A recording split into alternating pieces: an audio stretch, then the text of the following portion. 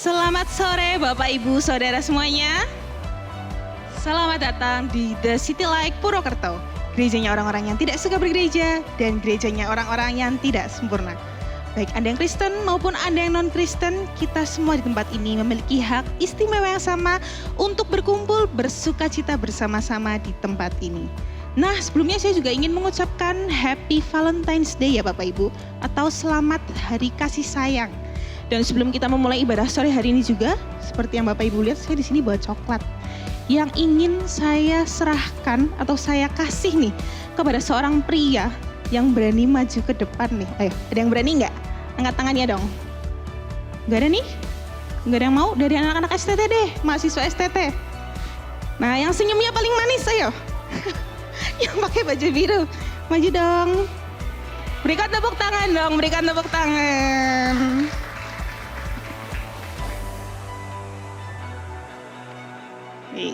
Keren banget nih kakaknya. Kenalan dulu dong, namanya siapa? Nama Ridwan Steven. Ridwan Steven. Ridwan Steven. Oh sini tengah. Jangan takut, saya nggak gigit kok. Nah, Kak Ridwan, di sini saya punya coklat. Sebelum saya kasih ke Kak Ridwan, saya pengen tanya dulu dong, apa sih arti coklat dalam sebuah Valentine menurut Kak Ridwan? Wah, mikir nih. Gak susah-susah, cuman 1 atau 2 kata aja nggak?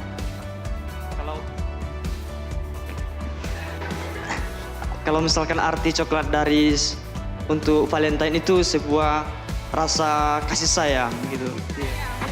Keren banget. Nah kalau gitu, ini 1 saya berikan ke Kak Ridwan sebagai bukti kasih sayang saya dan juga Tuhan kepada Kak Ridwan. Dan 1 lagi, saya ingin Kak Ridwan kasih ke salah satu orang, entah itu dosen mungkin, teman mungkin, yang di dalam bulan ini memberikan kasih sayang kepada Kak Ridwan. Silahkan Kak Ridwan, nanti turun dari panggung, boleh serahkan dan ucapkan Happy Valentine. Oke ya? Oke ya? Siap, thank you Kak Ridwan. Ya. Nah, kasih ke siapa nih?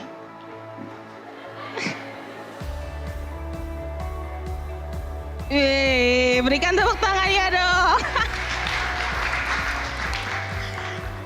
Om Santos tadi lihat ya orangnya ya. Oke Bapak Ibu. Nah Bapak Ibu, coklat itu bukan sebuah keharusan ya dalam sebuah Valentine. Valentine itu adalah hari yang menurut saya menunjukkan sebuah kasih sayang. Tapi kasih sayang itu bukan selalu tentang coklat. Bisa jadi ketoprak mungkin yang pasangannya suka, atau mungkin sebuah kasih sayang, act of service, atau mungkin sebuah sukacita. Tidak selalu soal coklat Bapak Ibu. Sama seperti ibadah kita pada hari ini, kita juga akan mendengarkan renungan firman Tuhan sebagai bukti kasih sayang Komarsel kepada Tuhan dan juga kepada kita semua.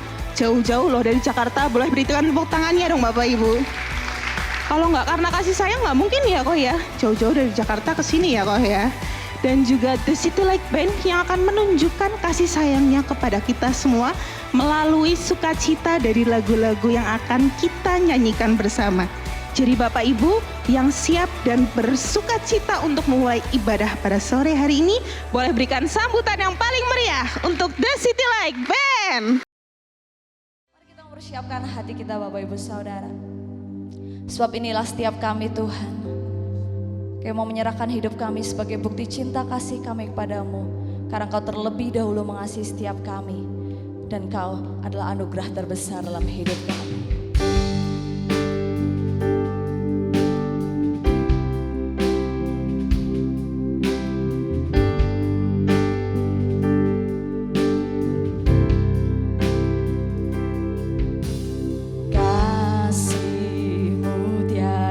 Ber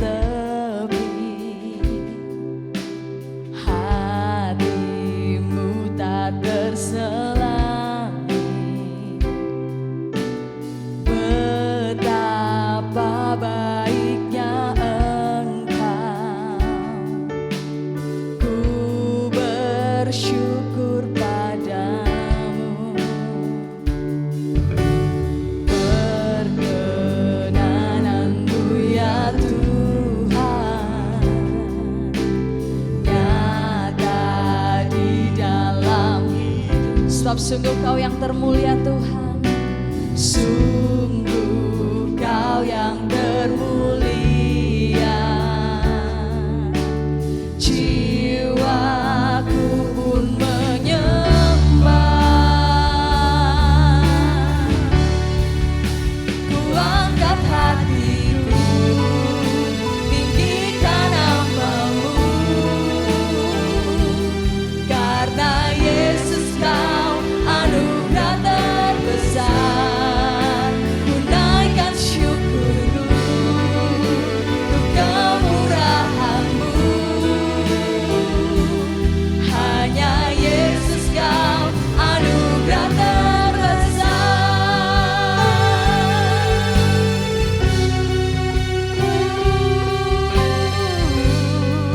Nyatakan perkenanan-Mu Tuhan nyata dalam setiap hidup kami. Perkenananmu ya Tuhan, nyata di dalam hidup. Mari katakan, sungguh Kau yang termulia Tuhan. Sungguh Kau yang termulia, jiwaku pun menyembah.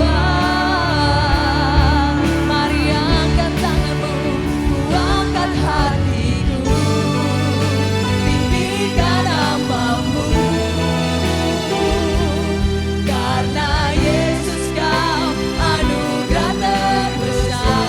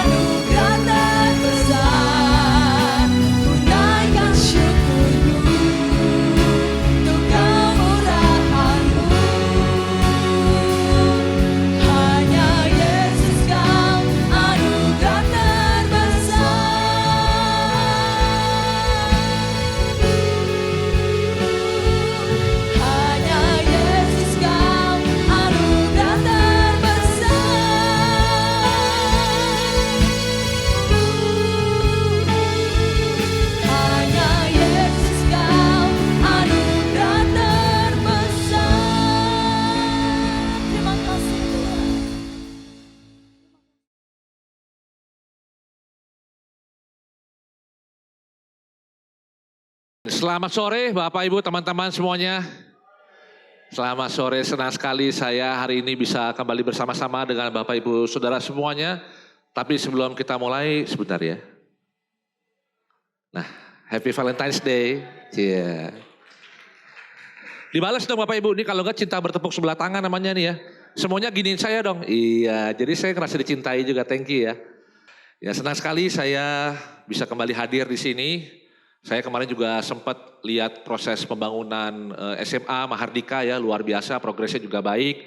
Tuhan sudah pelihara, tentu juga semua pasti karena doa dan dukungan dari Bapak Ibu semuanya yang ada di sini. Jadi kita bersyukur pada Tuhan atas semua anugerah dan kesempatan yang diberikan melalui gereja ini. Kita boleh berdampak untuk banyak orang melalui gereja SMA Mahardika.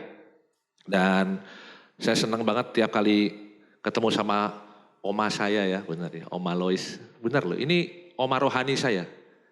Kalau baca Alkitab nama saya Marcel Timotius kan, omanya Timotius siapa?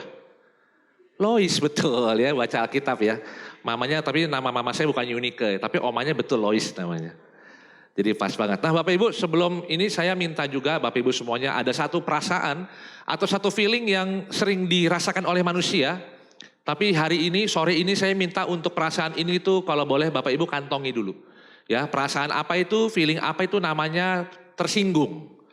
Ya, jadi kalau nanti dikit-dikit tersinggung, wah nanti inti dari message utamanya itu tidak sampai ya Bapak Ibu. Boleh ya, tersinggungnya dikantongin dulu ya Bapak Ibu ya.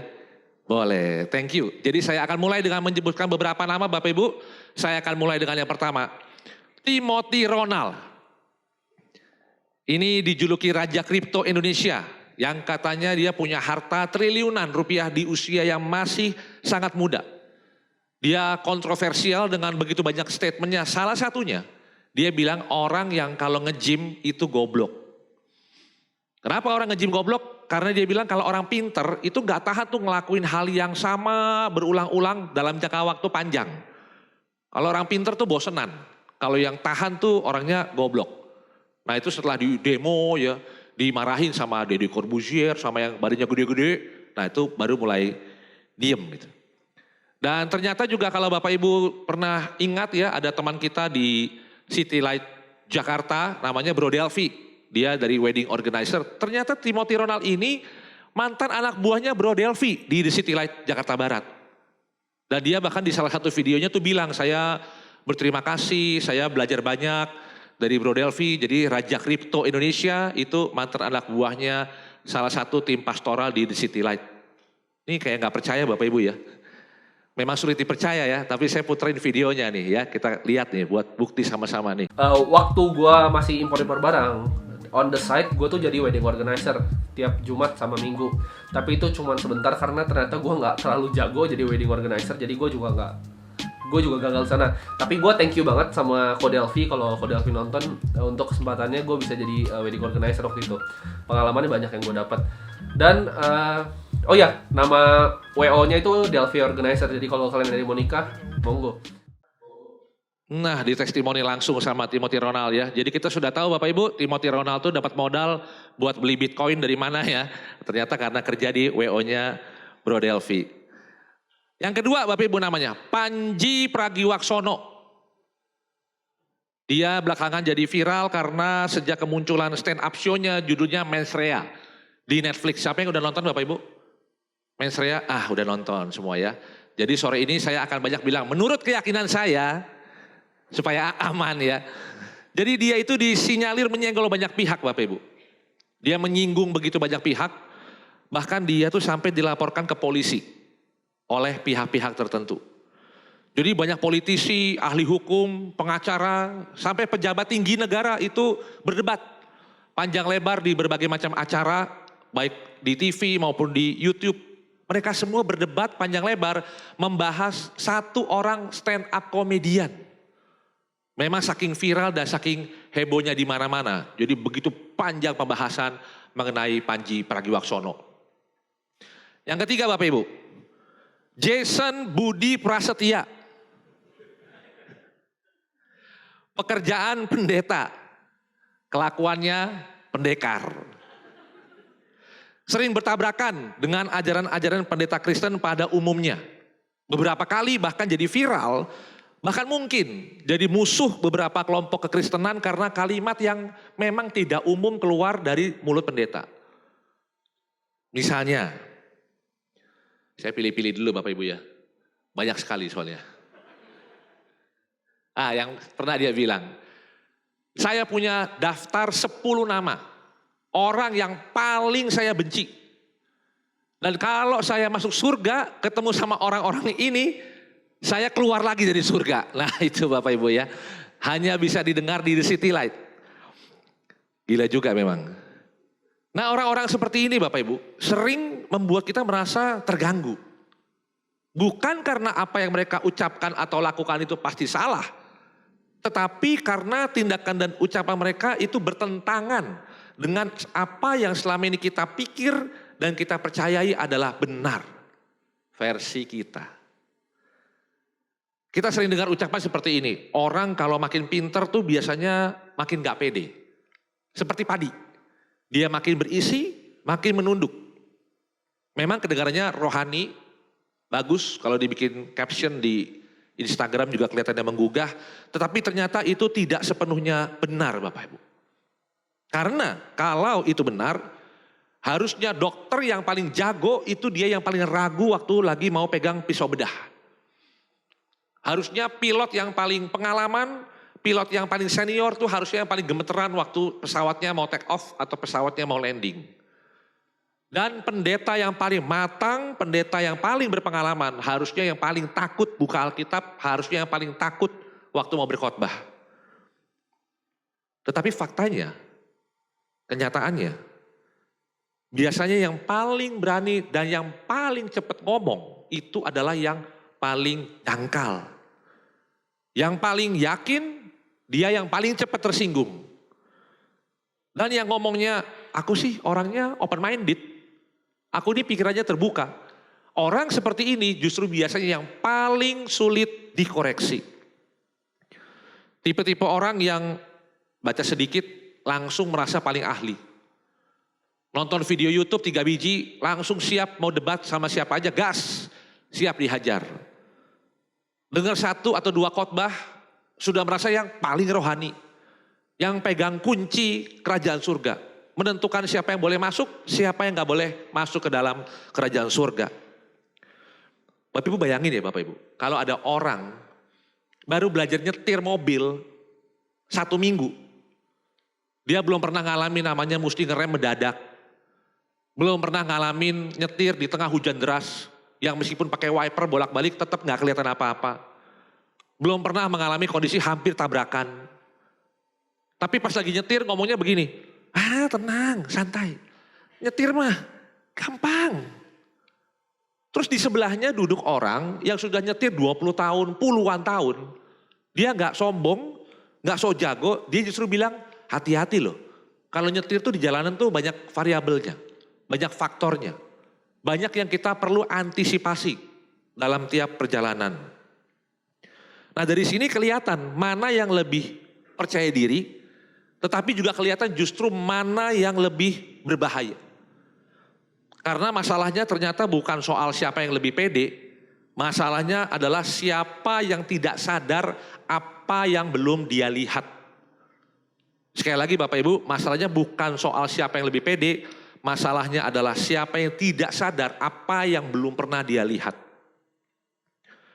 Pada tahun 1999, 2 profesor psikologi dari Cornell University bernama David Dunning dan Justin Kruger, mereka mengembangkan sebuah teori yang disebut namanya Dunning-Kruger Effect. Mereka menggambarkan sebuah kurva dengan indikator knowledge atau competence dan confidence. Rasa kepercayaan diri dan pengetahuan.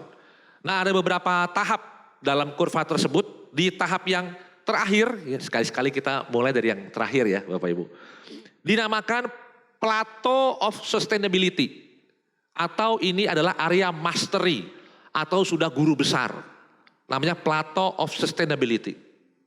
Lalu yang tahap yang ketiga disebut slope of enlightenment. Ini adalah tahap di mana orang sudah mendapatkan pencerahan. Tahap yang kedua dinamakan the valley of despair, lembah frustrasi. Dan ini dia Bapak Ibu, yang pertama dinamakan the peak of Mount Stupid atau puncak gunung kebodohan atau puncak gunung kegoblokan. Ini adalah situasi di mana orang yang sedikit tahu, dia baru belajar dengan durasi yang sangat terbatas, pengalamannya juga sangat minim, tapi merasa sudah menguasai segalanya. Orang dengan level knowledge atau pengetahuan amatiran, tapi gayanya itu level juara dunia. Nah ini kalau di The City Light masuk ke shelter simplistik, ya kita sama-sama tahu ada 4 shelter yang suka dibahas. Yang pertama shelter simplistik, lalu ada complexity, ada perplexity, dan ada shelter harmony. Dan di simplicity itu ada di level yang paling pertama, taunya hanya benar, salah, hitam, putih. Tapi biasanya itu yang PD-nya paling setinggi langit. Nah salah satu ciri orang yang berada di the peak of Mount Stupid ini adalah ini Bapak Ibu. Dia cepat dalam menilai dan lebih cepat lagi dalam respon. Sekali lagi Bapak Ibu, cirinya dia cepat dalam menilai dan lebih cepat lagi dalam merespon. Ada satu postingan di media sosial cukup viral beberapa waktu yang lalu, menampilkan sosok evangelis Hubert Angel. Dia ini seorang evangelis senior dengan kalimat yang berbunyi ini, marriage before sex is not a sin.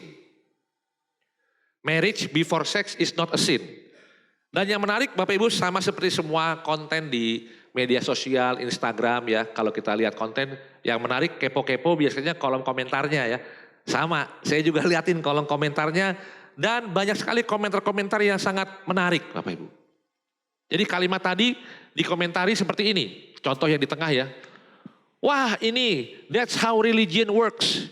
Ini cara agama zaman sekarang bekerja. Twisting God's message, memutar balik pesan Tuhan. Tapi nanti si pendetanya dan pengikutnya itu akan langsung menuju ke neraka. Yang sebelah kanan dibilang apa? Yang tengah-tengah. Oh ini buying follower supaya lebih terkenal. Now antichrist campaign, ini kampanye antikris katanya. Dan kita tahu kamu ini sedang berusaha untuk merubah isi Alkitab. Nah dibales Bapak Ibu, direspon sama si adminnya. Dia bilang apa? Read it again before you make yourself a fool. Baca lagi tolong, ulang. Supaya kamu tidak membuat dirimu terlihat bodoh. Baca lagi dan kali ini tolong dibaca dengan perlahan.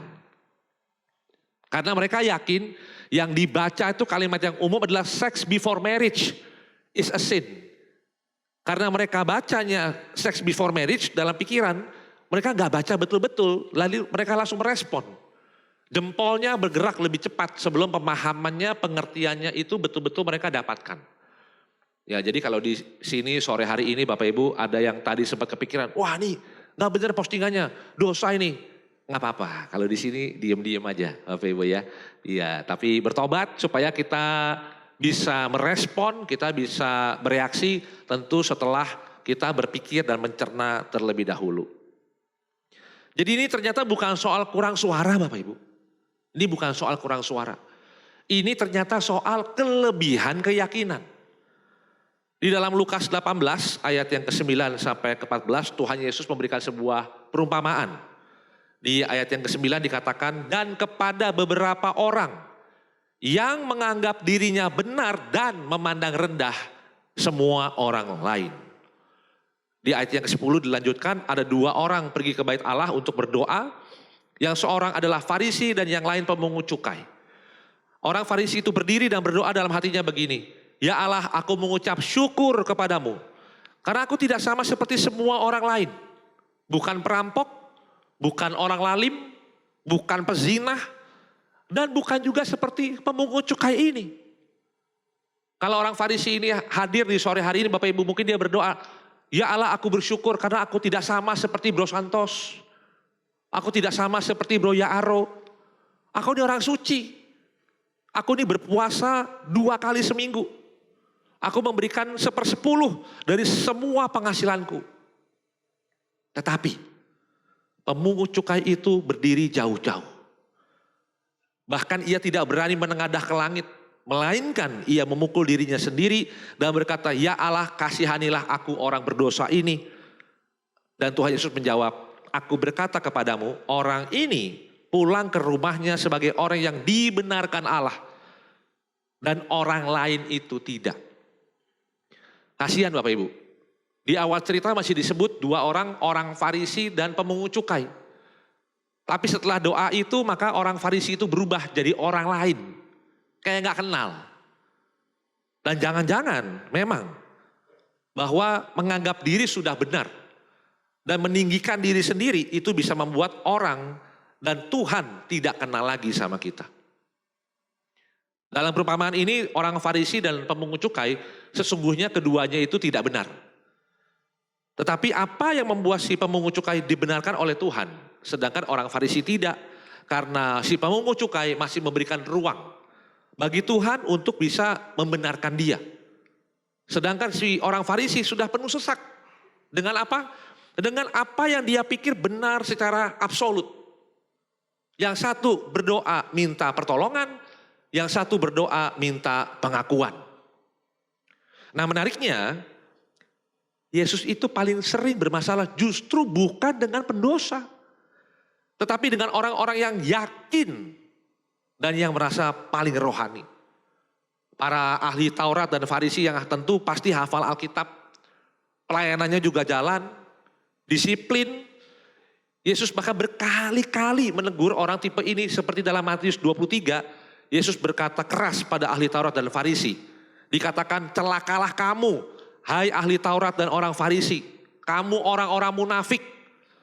Dibilang seperti kuburan, luarnya aja putih bersih, tapi dalamnya penuh tulang belulang dan kotoran.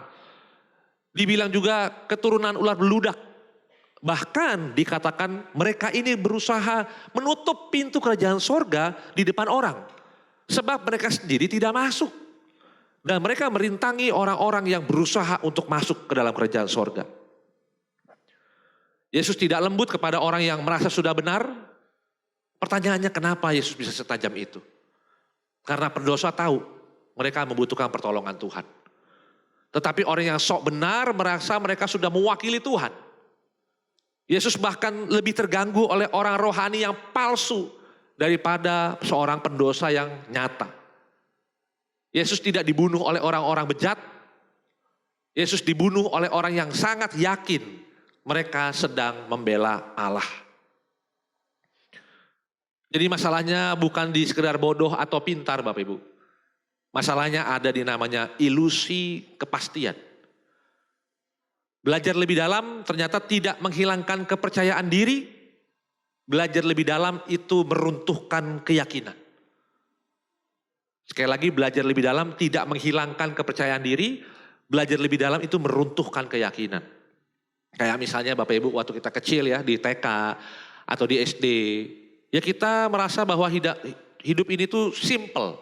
Cuma hitam putih benar salah. Kalau orang tua ngomong juga biasanya ini boleh, itu yang gak boleh. Saat mulai kita beranjak remaja, kita baru sadar bahwa ternyata hidup ini rumit. Hidup ini kompleks. Tidak sesederhana waktu kita hidup zaman di TK atau di SD. Saat dewasa bilangnya lain lagi. Kalau ada orang curhat, cerita masalah, mulai ngomongnya ya memang untuk situasi tertentu itu tidak ada jawaban yang betul-betul tepat. Mulai sering bilang tergantung. Mulai sering bilang kemungkinan. Bilangnya bisa jadi. Nah ternyata itu bukan tanda bahwa kita lemah. Tetapi itu terjadi karena kita sudah terlalu banyak melihat realita untuk sekedar menyederhanakan kehidupan. Ini yang juga sering disalahartikan, artinya makin pinter kok malah makin minder. Sampai ada ungkapan dari seorang jenius dan filsuf terkenal bernama Albert Einstein dan Socrates. Dia bilang, "The more I learn, the less I know."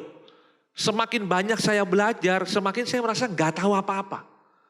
Semakin banyak pengetahuan yang masuk ke otak saya, semakin saya merasa saya gak ngerti apa-apa. Nah kalimat inilah yang sering disalahartikan sebagai turunnya keberanian seiring bertambahnya pengetahuan. Padahal yang terjadi itu bukan keberaniannya yang turun, tetapi kesombongannya yang mati. Karena begitu banyak ternyata orang merasa bahwa kebenaran atau pengetahuan yang mereka miliki saat ini itu sudah absolut.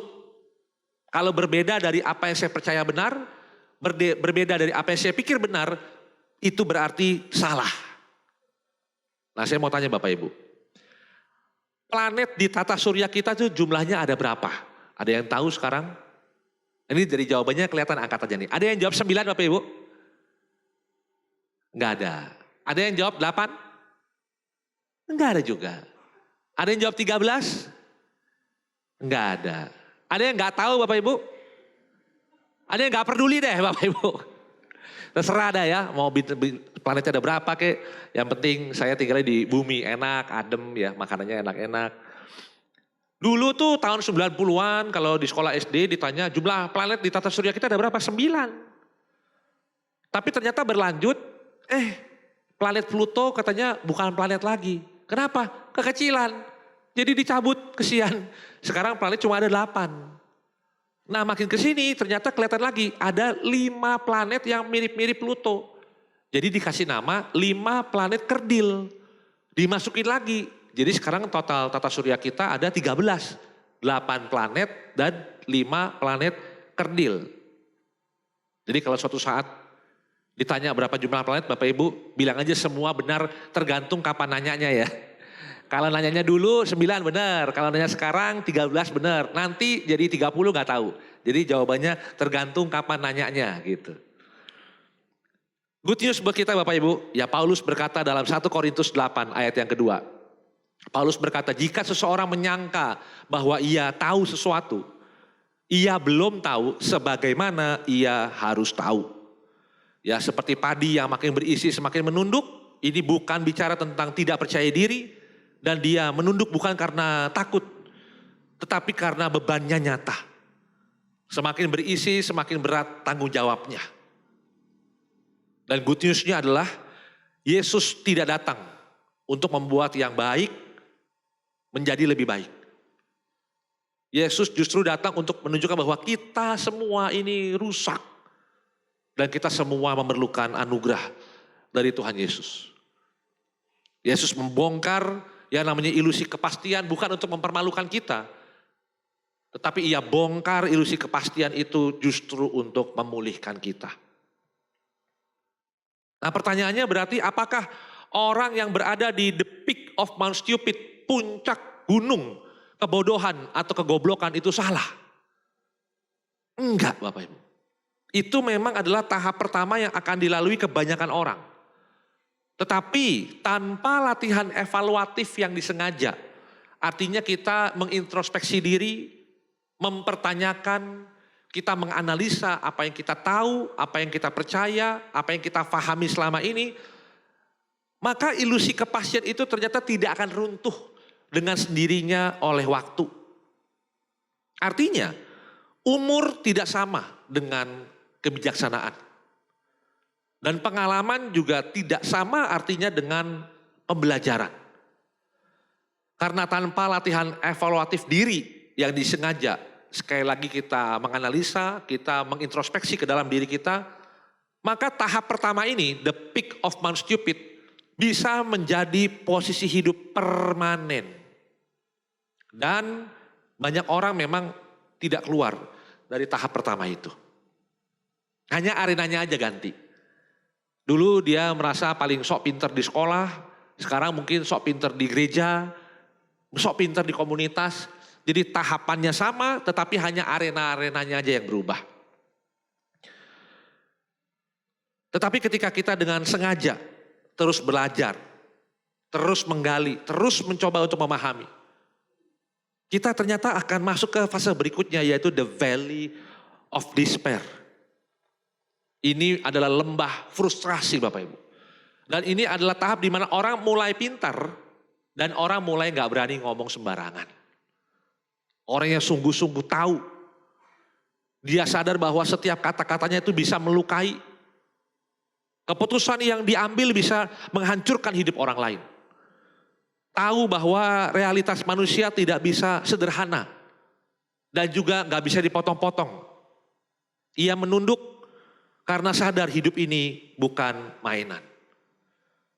Mengingatkan bahwa kerendahan hati ini bukan soal cuma volume suara, tetapi justru soal kesadaran akan dampak.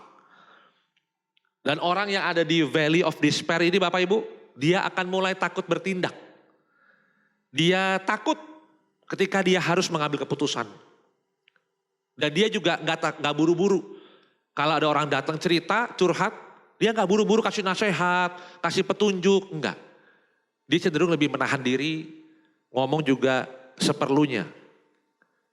Tapi kalau kita tetap di sini, maka pengetahuan yang merupakan anugerah dari Tuhan itu juga hanya akan menjadi sebuah data. Ya ini dia ada, tapi tidak berfungsi. Data yang eksis tapi tidak berdampak. Nah Tuhan Yesus mengajak kita untuk mengubah data menjadi peta.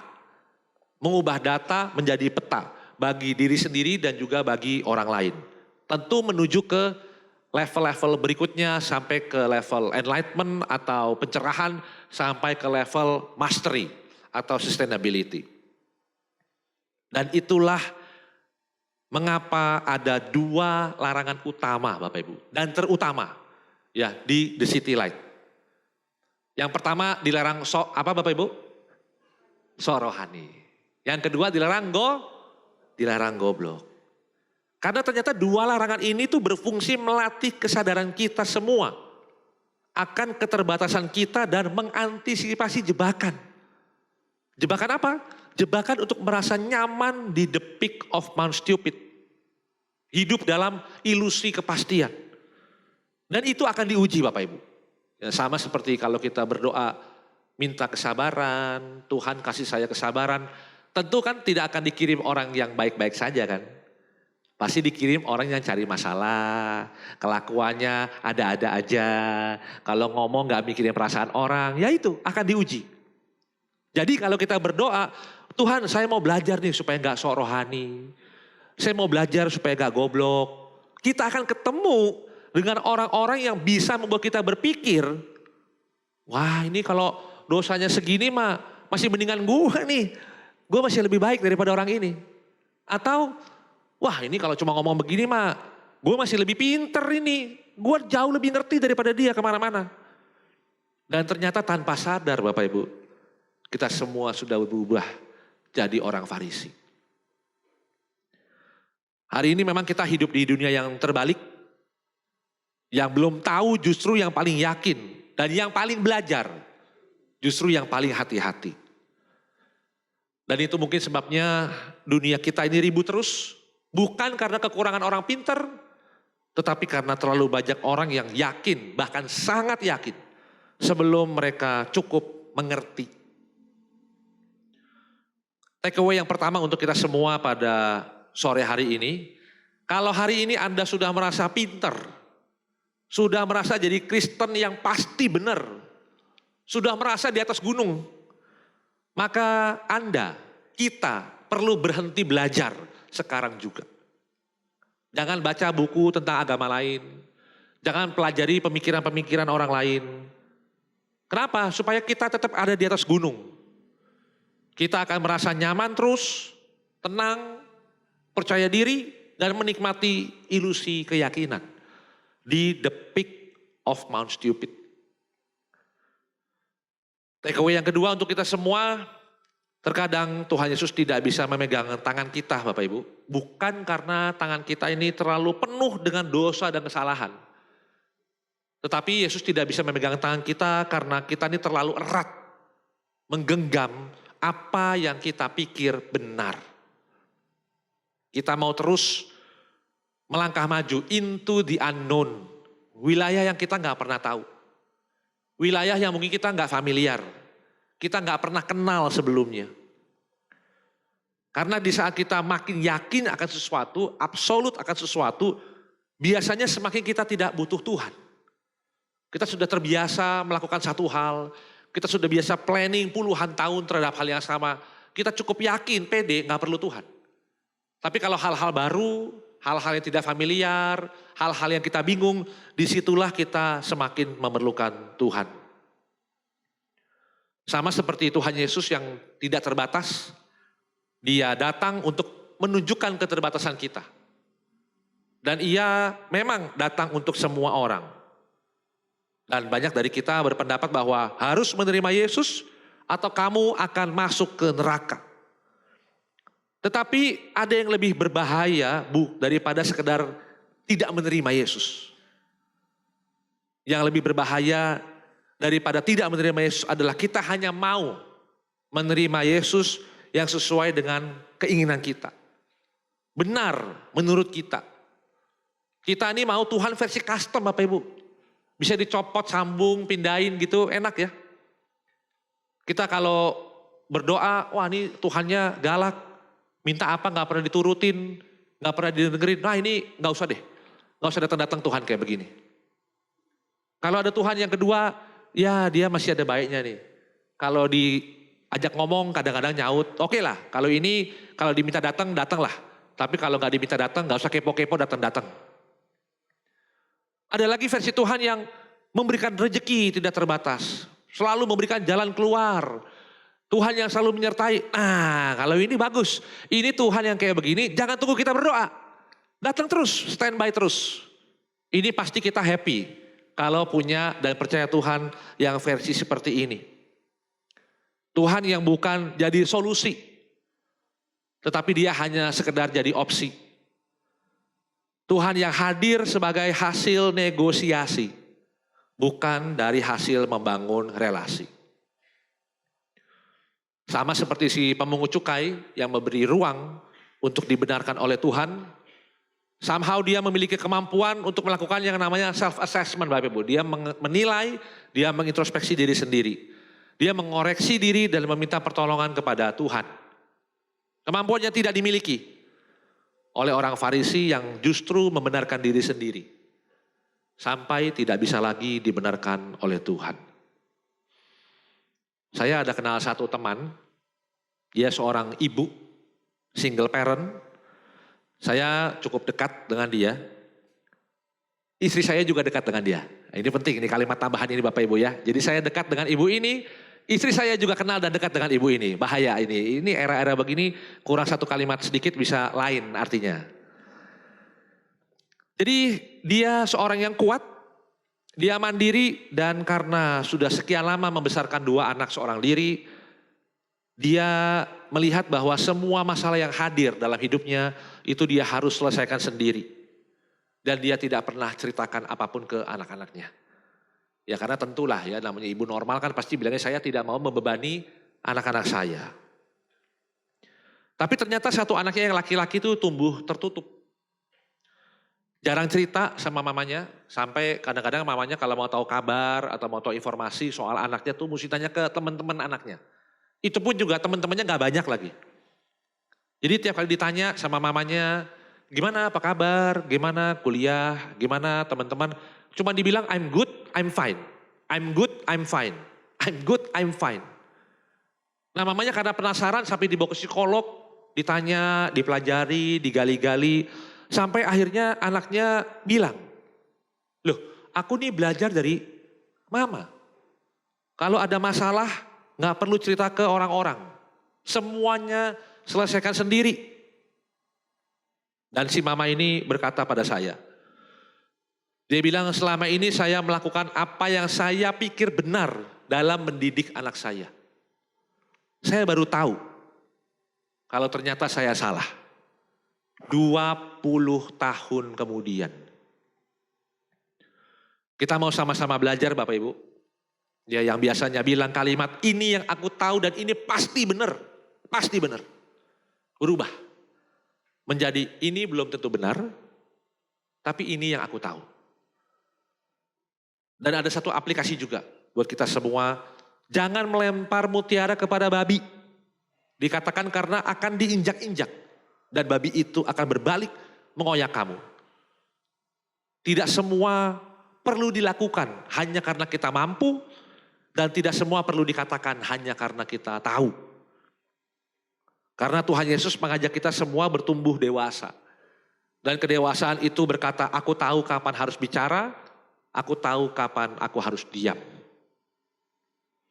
Ada ungkapan di era modern yang bagus sekali dikatakan, most people atau smart people knows what to say. Ya, kebanyakan orang atau orang pintar tuh tahu apa yang perlu dikatakan, apa yang harus dikatakan. Tetapi wise people knows whether to say it or not. Orang yang bijaksana tahu apakah ini perlu atau harus dikatakan atau tidak. Kedewasaan yang tidak hanya meningkatkan kemampuan diri, tetapi juga meningkatkan kesadaran diri. Kesadaran yang bahkan mengizinkan iman kita dikoreksi oleh Tuhan. Karena ikut Tuhan Yesus kadang-kadang bukan hanya soal membuang apa yang jahat di mata Tuhan. Ikut Yesus bisa berarti melepas keyakinan tentang apa yang pasti benar di mata kita. Pertanyaannya, apakah mau kita berdoa, minta Tuhan bongkar semua kenyamanan atas apa yang selama ini kita yakini pasti benar, yang kita percayai pasti benar, supaya kita bisa dibenarkan oleh Tuhan. Amin. Mari kita berdoa. Tuhan, kami mau bersyukur, kami punya Tuhan yang selalu beserta, menguatkan dan mendampingi kami. Kami yang seringkali ini sok tahu, sok yakin. Kami yang bahkan tidak mengerti apa-apa. Tetapi Tuhan tidak pernah capek-capek untuk selalu ingatkan kami, selalu menemani kami dalam setiap langkah perjalanan hidup kami. Kami mau serahkan Tuhan pemikiran kami, hati kami, bahkan iman kami di dalam tangan pengendalian Tuhan. Supaya tangan kanan Tuhan yang kuat selalu menggenggam kami dan mengarahkan kami. Supaya kami bisa belajar kebenaran yang sejati dari Tuhan. Bukan hanya kebenaran versi kami. Kami juga berdoa Tuhan kiranya memberkati keluarga kami. Berkati gereja ini dan seluruh keluarga besar. Supaya melalui kehidupan kami semua lebih banyak orang yang bisa merasakan berkat dan cinta kasih Tuhan. Terima kasih Tuhan, terima kasih. Di dalam nama Tuhan Yesus kami berdoa dan mengucap syukur. Amin.